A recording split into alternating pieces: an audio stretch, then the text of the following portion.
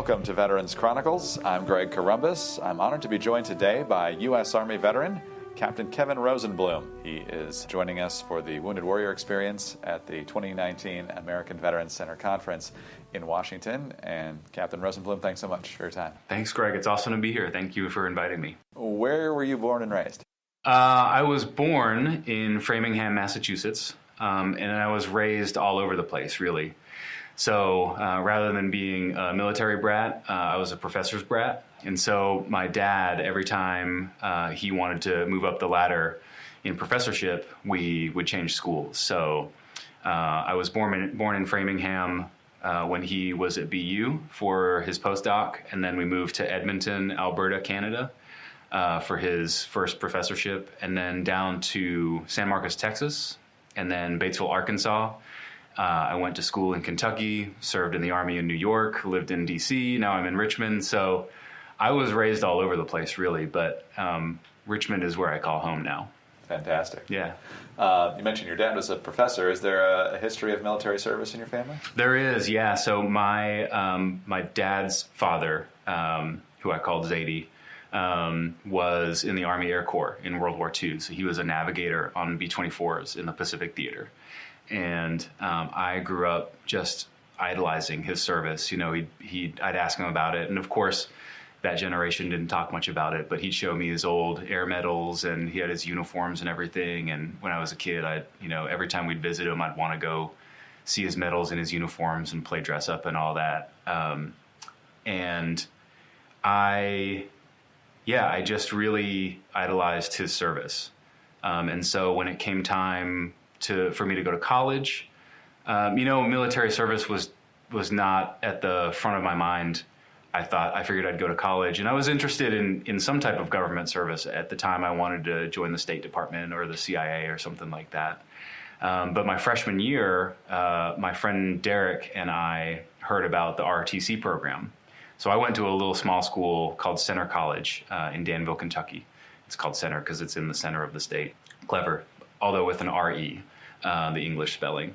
And we heard about the ROTC program at University of Kentucky, and we heard that they really wanted center students because it's a good school and supposedly we're the smart kids. And so they were basically giving out full scholarships to center students that would apply to the Army ROTC program. So we went up there and checked it out. I ended up in the Army, or we both did, because we turned right instead of turning left for the Air Force, because they were both in the same building, and we just walked in and turned right to go to the Army, and signed up in 2000, thinking, of course, about patriotism and military service and all that, but it would be disingenuous if I said that was my only motivation. The scholarship, the scholarship, pretty nice. The scholarship and the monthly beer money stipend certainly helped too. But I had always thought about service in the back of my mind. I knew I wanted to be in government. I just didn't know until I joined the Army that I wanted to be in the Army.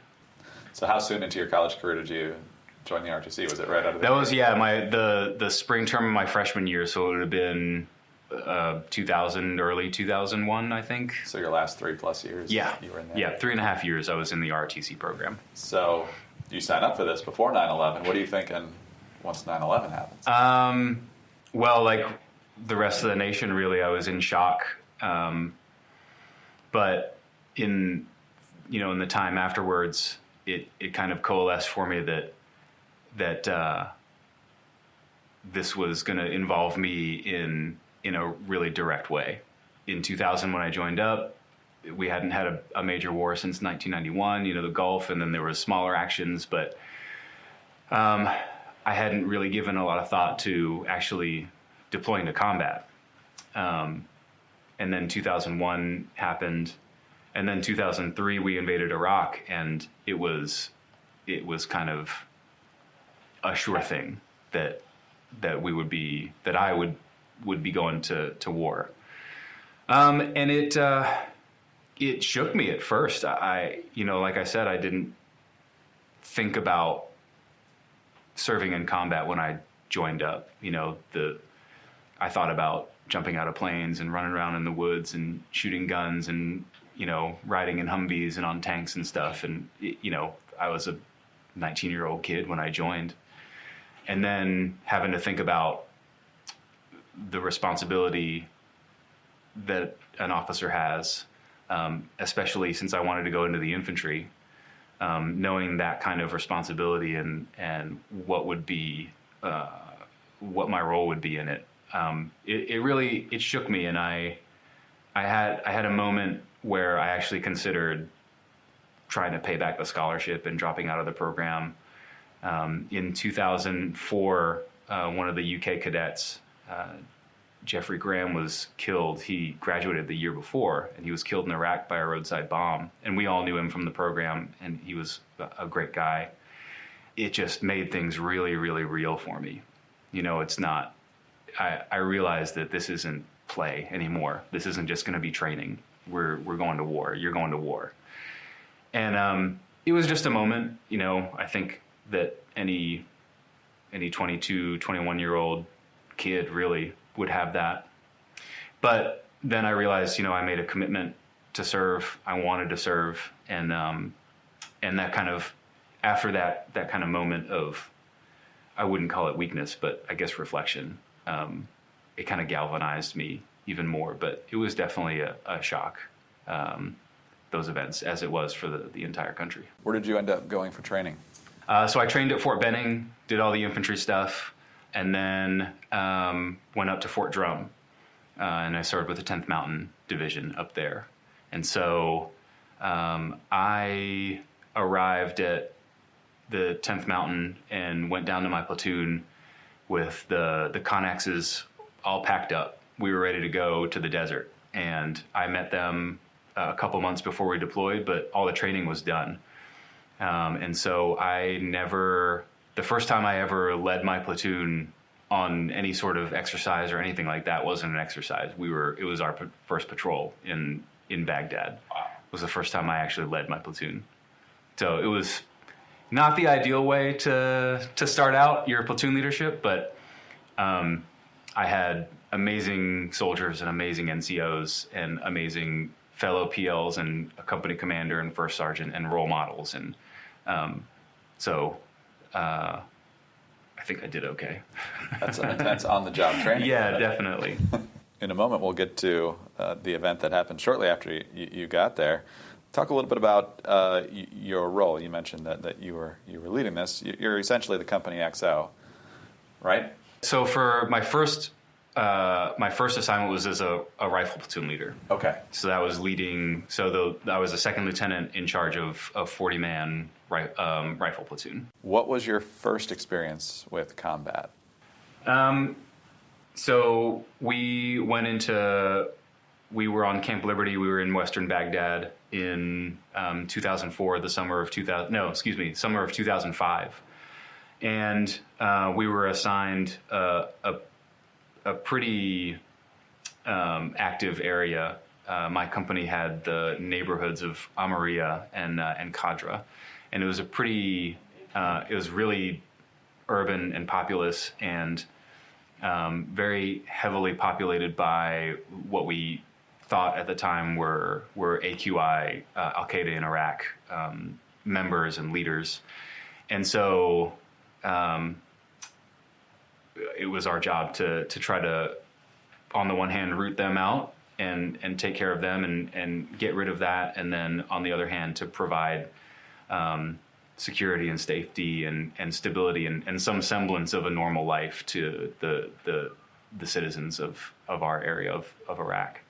And so by the time we got there, major combat operations were kind of done. That was in the first couple of years of the war. We had rolled up the Iraqi army and we were going into more counterinsurgency at that point. So it was kind of a twofold mission of trying to fight the insurgency kinetically, and then doing coin operations, counterinsurgency operations to try to win, hearts and minds type of stuff for the public. So it was complicated and really, really hard. And for especially for an infantry unit, that, you know, those guys and now women that are serving in all aspects of the military, they sign up to do a job, which is to kick in doors and pull triggers and close with and destroy the enemy. And so to have that level of complexity thrown upon it, not just in the battle space, the urban battle space, but also with the rules of engagement and not necessarily just conducting combat operations, it made it really, really hard. It made it a hard leadership challenge, because I've got all these soldiers that just want to get after the enemy and go on night raids and throw down, and then really our mission is to keep everybody safe and try as hard as we can to take care of the insurgency, but you know, that's not our primary job. Is to conduct these big combat operations. Kevin, you were just talking about the responsibilities of yourself and your unit as you served after being there in 2005. You were only there about a month when this major event that would change your life in many different ways happened in West Baghdad. What was happening that day, and tell us what happened. Yeah, so we were September 2005, and my section, my platoon had been split into two sections. So I had one section of two squads, and my platoon sergeant had the other section, and we traded off days going out on patrol. And it was my day on patrol. My section's turn out on patrol, and we were just out on patrol in Amaria in western Baghdad. And we were actually at one of the Iraqi police stations, just taking a little break. It was hot, so we needed to take a little break and grab a snack or something like that. And a call came in from a convoy of military police that had been hit with a VBID, a car bomb, on the way just outside of our sector, and one of their trucks was a mobility kill. It had been destroyed, and they couldn't drive it. And so they were able to get it just inside our sector. For anybody out there that's listening that knows Western Baghdad, this checkpoint 523 was the eastern edge of our sector, and they got just west of that. So they were like 100 meters west of that checkpoint, which was the intersection of Route Michigan and Route Sword, if I remember right. And so they called for help. They were stranded. They needed a wrecker to come out and come get them, and they wanted extra security because there were only three vehicles. One was almost completely destroyed, and they didn't have many dismounts. They couldn't pull security well because it's a major road intersection. So my patrol was close, so I told them I would respond, and we went out there and set up a security cordon, blocked off the roads, and then we kind of pulled security, and we were waiting for the wrecker to come out, the big Army tow truck. But it took longer than we would have liked to get the wrecker out there, and we're kind of sitting out there in the middle of a pretty major intersection. It's relevant that we were just west of checkpoint 523 because that's one of our target reference points for indirect fire, and it also turns out is probably one of the insurgents' TRPs because they started to lay mortar fire down in on us.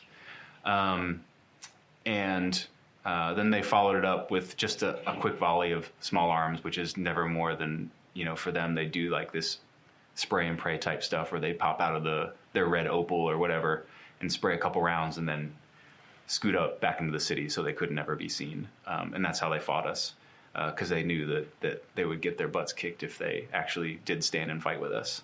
But the mortar rounds did really all the damage.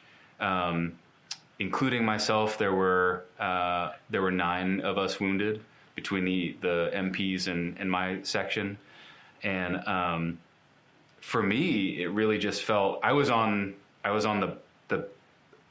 of protected, I guess, for lack of a better term, by other people that were standing around, and they took a lot of the shrapnel in the backs and the back of their legs, and some got through to me, and it really just felt like rocks kicked up and hit my right leg, and it hurt.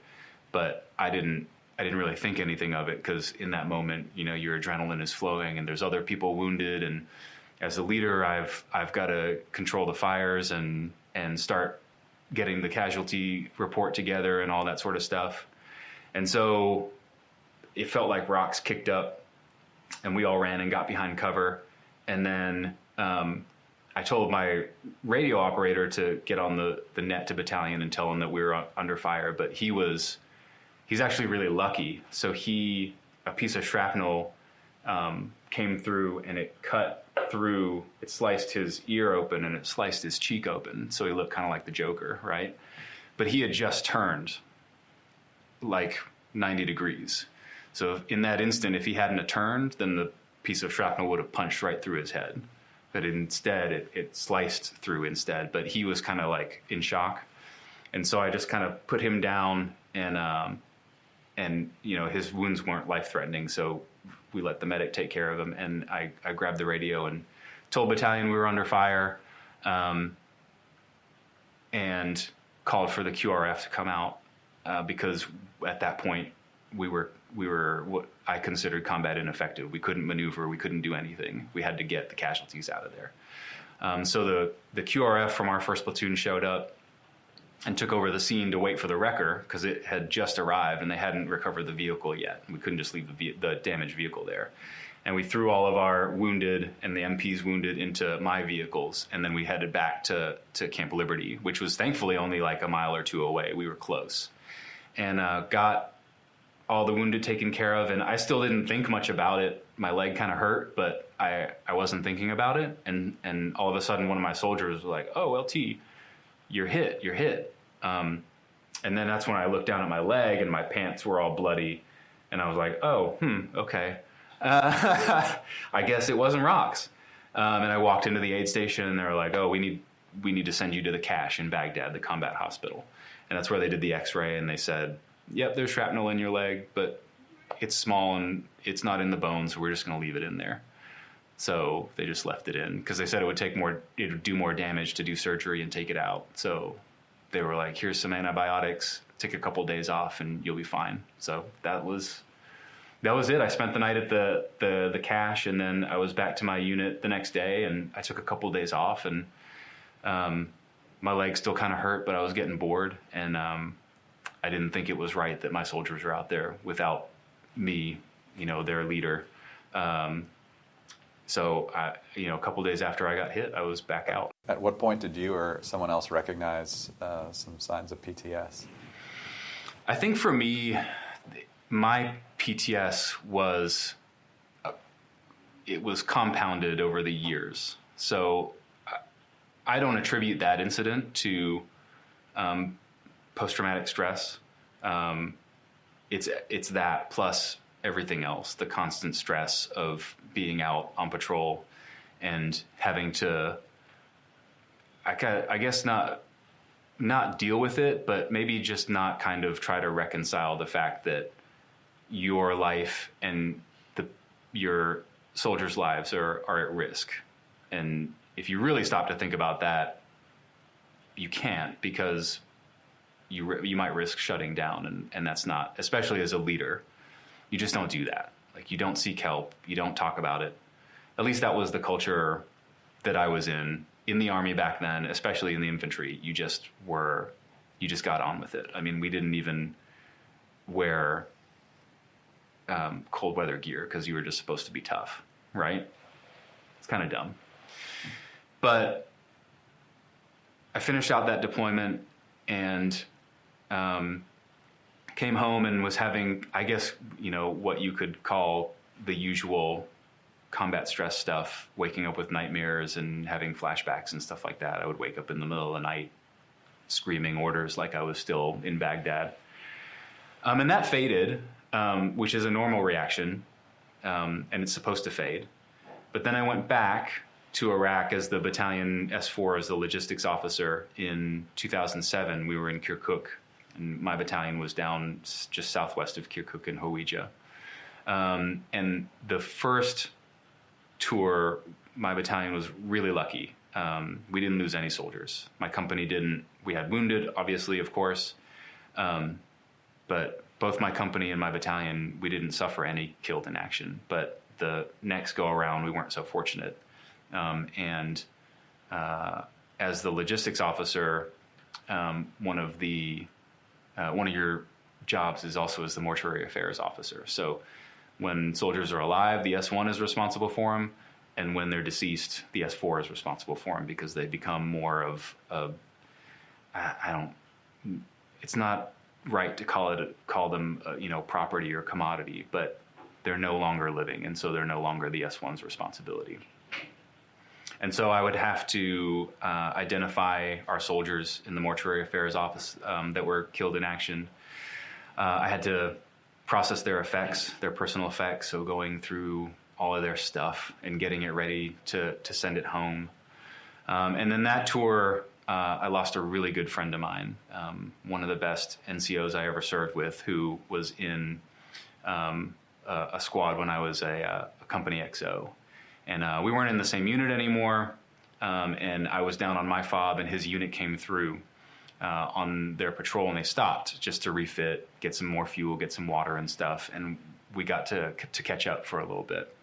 And then John was off. He was the acting platoon sergeant, so he was riding in the truck with the medic. And I wished him well. I'm sure I slapped him on the back and said something stupid and sarcastic like, "Don't you go dying on me." And he did. That was the last time I ever saw him alive. The next time I saw him was when I was putting his remains, or what was left of him, in the body bag on a helicopter, going back to Fob Warrior in Kirkuk. So on that patrol, his Humvee hit a deep buried IED, and the whole truck was completely destroyed. All four soldiers in it were killed. John was, and the three of his crewmates that were in there were killed. And that, like I said, it was the combination, the compounding of my first tour. And then really this tour was much more mentally stressful, because I was stuck on the fob. I was off the line. I wasn't although I was serving with awesome soldiers and really, really awesome soldiers, I wasn't doing what I wanted to do, which was lead soldiers in combat. That's what I signed up to do. And as an officer, you don't get to do that a whole lot. And it made me in particular, especially since we were losing soldiers, it made me feel a little bit helpless, like I wasn't doing my bit. And then on top of that, I was dealing with the death in an indirect way, and then a direct way, having to, losing John, and then having to process, our soldiers' remains. It just got to me. And I was going through personal stuff too. I went through a divorce through that time. And just the combination of stuff, it just wore me down until, and even then I didn't realize that I was suffering from post-traumatic stress. It was not until I got out of the Army and I went to go see a doctor about, they evaluate you for veterans benefits. And I told him all that I was going through, and he's like, "It sounds like you need to talk to somebody. You need to go see a therapist." Because I think he was a general practice doctor, and he's like, "I think you might have post-traumatic stress." And I was like, "Yeah, probably, but I'm fine. This is how I'm supposed to feel," was my attitude. Yes, I went through this, but I also volunteered to do it. And so my attitude, which I realize now was a very wrong attitude to have, was just like, you volunteered for this. You're supposed to be stoic. You're supposed to be hard, and you're not supposed to admit this weakness. You're not supposed to need to take care of yourself like this, because it shouldn't happen in the first place. And so years and years went by, and I didn't seek any sort of treatment for it until my current wife was just like, "Dude, you gotta go. You gotta go." Life has its ups and downs, and I was down, and I was not the person that she knew. So how long had you been holding off on getting help? I didn't seek professional help for PTS for at least 9 years after I was diagnosed with it, after I left the Army. I think I left the Army in 2009. I think it was probably 2018 until I went to go see a therapist. Yeah, so. And what was the biggest part of that helped you? Just unburdening myself. There's only so much you can carry before you just get brought down by the weight of it. And when I was talking to the therapist, I just kept this theme kept coming up of just me carrying this burden. I've always kind of been like that. I'm a worrier. I take things on myself. I take things and hold them inwardly. And that it took talking through it with my therapist to realize that it's not fair on myself. It's not fair to my loved ones and the people around me in my life that care about me for me to have this kind of attitude, for me to carry this burden, because it's not my responsibility.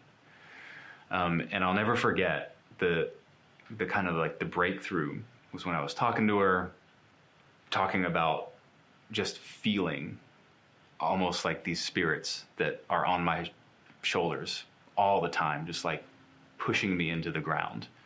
She said there was a window in her office behind her, and she's like, why don't you open that window and just let them go?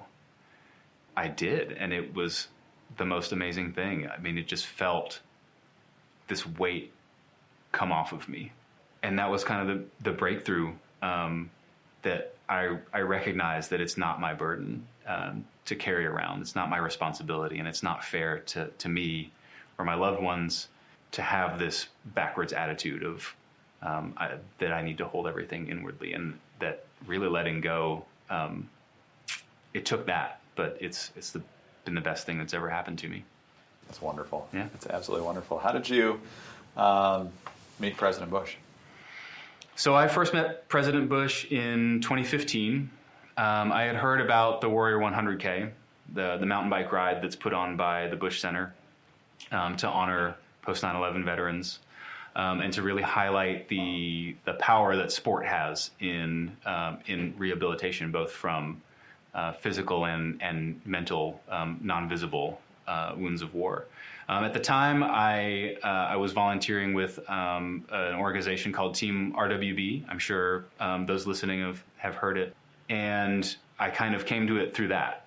I honestly can't remember how I first heard about the ride, but it sounded awesome. It sounded purposeful. And so I applied, and I was accepted, fortunately. So in 2015, my wife and I went out to Waco and the ranch in Crawford and rode bikes for 3 days with President Bush, and Mrs. Bush hosted us, and got to meet a bunch of amazing fellow veterans and volunteers that put the ride together, and have been back many times since. And so that's my connection with President Bush. Did he paint your portrait? He did, yeah. So I didn't actually sit. I get that question all the time. And as far as I know, nobody actually sat. I don't know that. I can't confirm. But he painted mine from a picture. And the first thing that I ever knew about it was I get an email from the Bush Center saying that we need you to sign this release because President Bush has painted your portrait. And I think that was all to do with because the book hadn't been released yet, the Book of Portraits.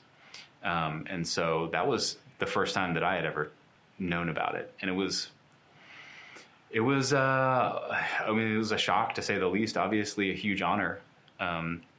It's just amazing. And he's a talented artist. He's a good mountain biker and a talented impressionist too. Yeah. What kind of guy did he come across as to you? I think probably the best way to describe him is, and I mean this with the utmost respect, is that he's a dude. He's just a normal guy. And with that said, he's obviously the former president of the United States. He's an accomplished statesman and leader. But he's also just like a normal guy. He he likes to slap people on the back and joke around and rib and give stick, and you can joke back with him and he'll chuckle and laugh. He likes a good joke. He likes a good pun, and he's just a very, very welcoming person, and he's very good at putting people at ease because he is just himself around everybody that I've seen him interact with. He's just himself. He doesn't put on airs. He doesn't put on pretensions, which is pretty cool. Two very quick questions before we let you go here, Kevin. First of all, and I think I know where you're going to go with this, but what's your advice to veterans or anyone else who they think they might be dealing with PTS or their loved ones think they might be? What should they do? Of course, it's easier said than done, but go seek help. The very best thing that you can do for yourself, for your relationships with your loved ones, with your family and your friends, is just to get help. And understand, especially for people suffering with PTS, that it's not your fault. It's not your responsibility. It's not something that you did to yourself, and so you don't deserve to suffer for it.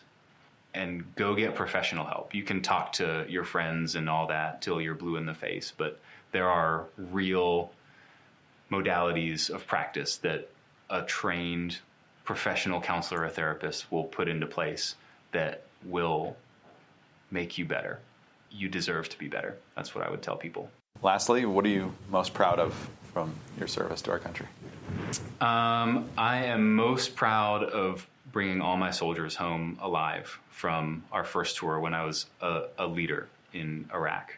It was, we saw some combat. We certainly saw more than some and a lot less than others. And some of us got hurt. And I know I made decisions that maybe I thought were the best at the time, but upon reflection weren't, but no leader's perfect. But I am absolutely the most proud that I was able to bring all 40 of my soldiers home in one piece. That's what I'm most proud of. Kevin, thank you so much for your time with us today. Thank you. It's been amazing. Thank you very much for your service to our country. I appreciate that. Thank you for your support. Absolutely. U.S. Army veteran Kevin Rosenblum, veteran of the Iraq War. I'm Greg Corumbus. This is Veterans Chronicles.